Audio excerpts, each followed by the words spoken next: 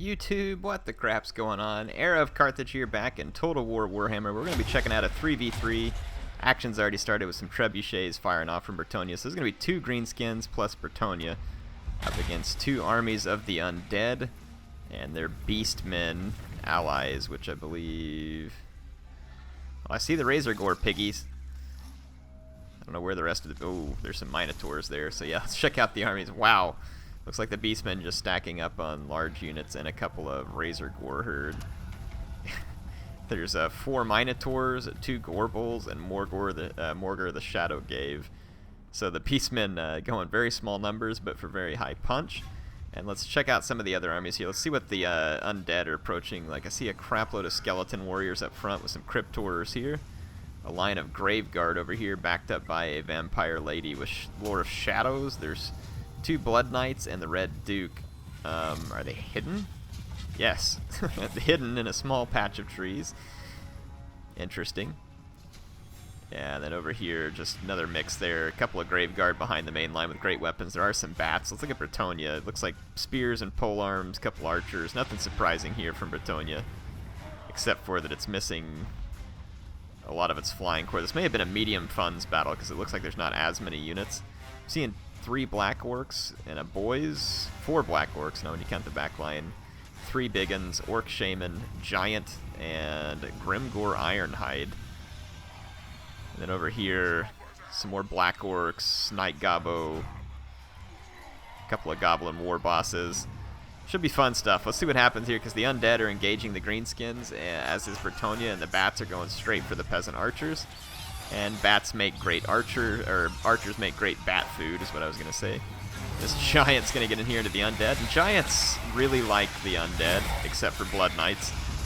So that ought to be an interesting fight. And the undead are going to crash into combat over here with Bretonnia, who they won't have quite so much success as the giant and the Black Orcs are. The Black Orcs and the giant are going to absolutely clean house here.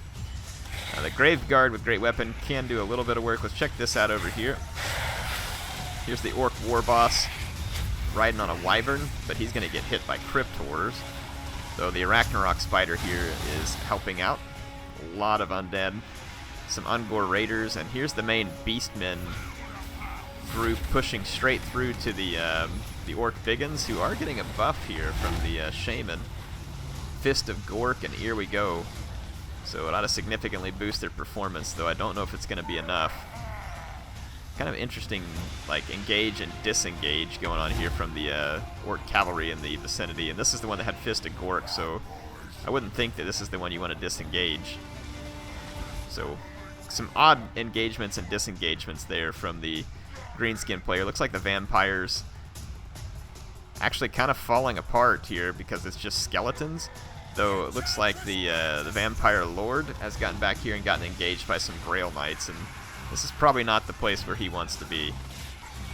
I believe that's the Vampire Lord there. Wow, he looks awesome.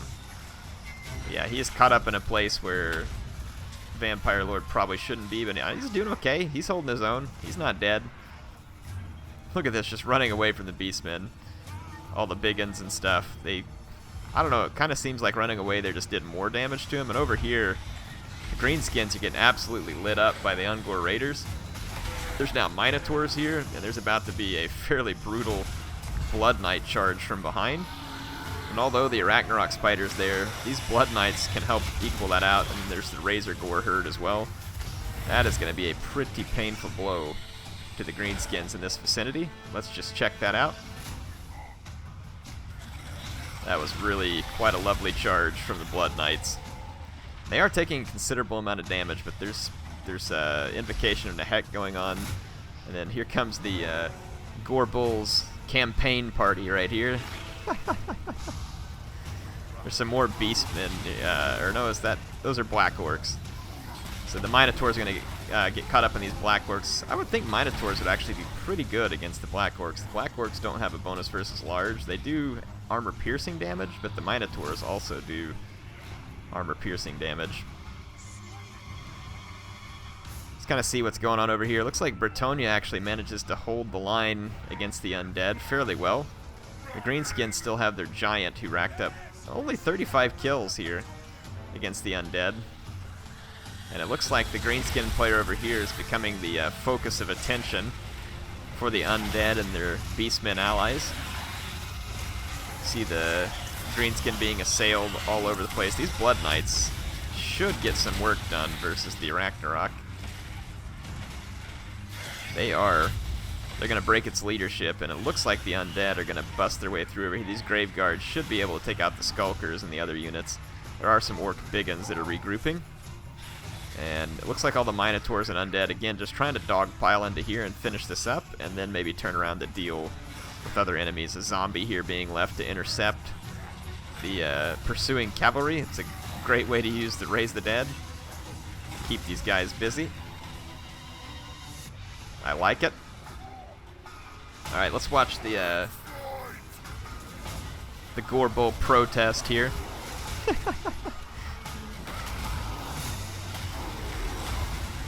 Oh, good grief. Look at this. The Giant coming in. You got all the Minotaurs there. The Minotaurs are anti-large.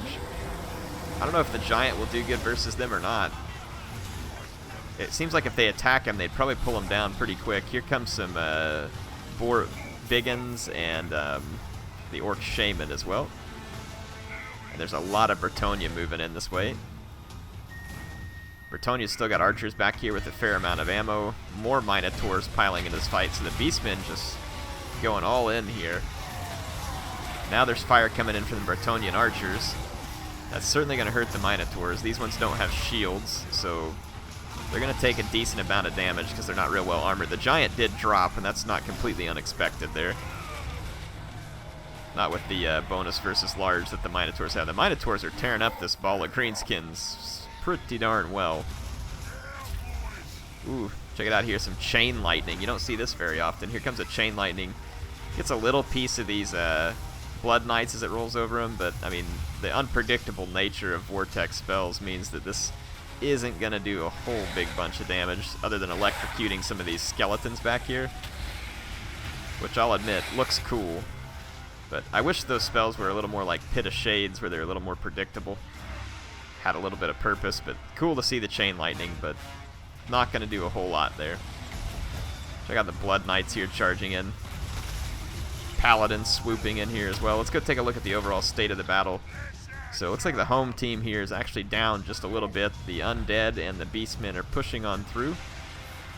This Vampire Lord is in here, and he is in really good shape, but he got hit by Curse of the Midnight Wind. All these units getting hit by Curse of the Midnight Wind, but there's not a lot of friendly units left to follow up on them, which is kind of the problem. It looks like the Red Duke is being chased by the War Boss on his Wyvern. Kind of dangerous because of the Blood Knights back here, but it looks like they're just really desperately trying to clean out the archers. Yeah, so the Red Duke's in pretty rough shape, but it looks like the Wyvern would like to be away from him, but there it gets caught by the Vampire Lord. So here the Red Duke teaming up with the Vampire Lord. Ooh, the Wyvern, though, able to get back in the air, so kind of a clutch save for the Greenskins. Looks like this Gore Bull is attempting to take down Grimgore, and now he's running away from the Boar Biggins. You don't see Gore Bull run away from too much, but I guess he doesn't want to fight the Boar Biggins. And not many people can knock Grimgore to the ground. That might be something that's limited to just being Gore Bull. Getting rid of these Blood Knights would be a big play. Those are really important units for the vampires. The Vampire Lord is now taking a lot of damage. The Red Duke just dropped. And it looks like the Damsel bravely standing against the Red Duke over here. Or the Vampire Lord. Actually drove him out, I think. Yes, the Vampire Lord's running, trying to get away. This is actually going to be pretty close. Oh, that Foot of Gork right on top of the Minotaurs. I don't know if it did a whole lot of damage, but it is Foot of Gork, and it looked great. This is going to end up being pretty close, I think. The Spiders come back. These Archers came back and are dealing with the Beastman summon unit of Chaos Spawn, who stopped short over here without an attack order when they could have done some pretty good damage. It's unfortunate for the Beastman player. They must have gotten distracted elsewhere. Grimgore is actually pretty healthy, and I would think that he is going to be a force to be reckoned with in this fight. There are two Gore Bulls, but Grimgore packs quite the wall up here. And it looks like he's chasing Morgur the Shadowgave. Morgur is intelligent to run away from Grimgore.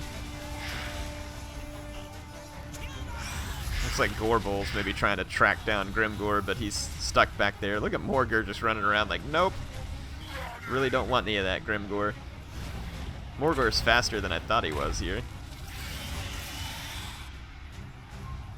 So another Vampire Lord just dropped there. So both Vampire Lords are dead. Get some Razor Gore coming in there. Let's see. Yeah, it looks like Morgur gets caught, and Grimgor is going to have his way with him over here. And then there comes the Wyvern as well. Yeah.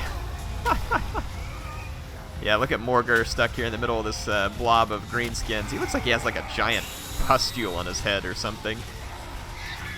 I'm pretty sure the greenskins are going to offer to lance it for him. Look at that summon. Summons up a unit right in the middle of him. That is just plain annoying when Morgur does that. But he is driven off the battlefield. Shattered. And the only thing that's left is the Chaos Spawn. So at this point, just killing off a few Chaos Spawn is the only thing that stands between the Greenskin Bretonnian team and victory. It's a fun battle. Hope you all enjoyed this one. I liked it. That was a crazy Beastman army, like so many Minotaurs. Gorbul would be proud. I mean, he would have rather they would have won, but he would still be proud. You guys gonna light up the artillery here? Or are you done? Done for the day? On break? There they go. Alright, so Pyrrhic victory. Let's check out the end battle screen. Of course, we can't see the specific statistics. CA, please fix. Please fix. Fix it for us. So, yeah, we can't see anything in specific there, and it doesn't show kills up there either. So, that, man, that's just, this screen's just plain worthless right now. Appreciate that being submitted. Hope you all enjoyed the 3v3 action. I'll try and get you some more team battles. If you have a good team battle and you want me to show it, send it to airtotalwar@gmail.com if you want me to take a look at it. Appreciate you all joining in tonight. You're awesome. I'll see you soon. HeirofCarthage, signing out.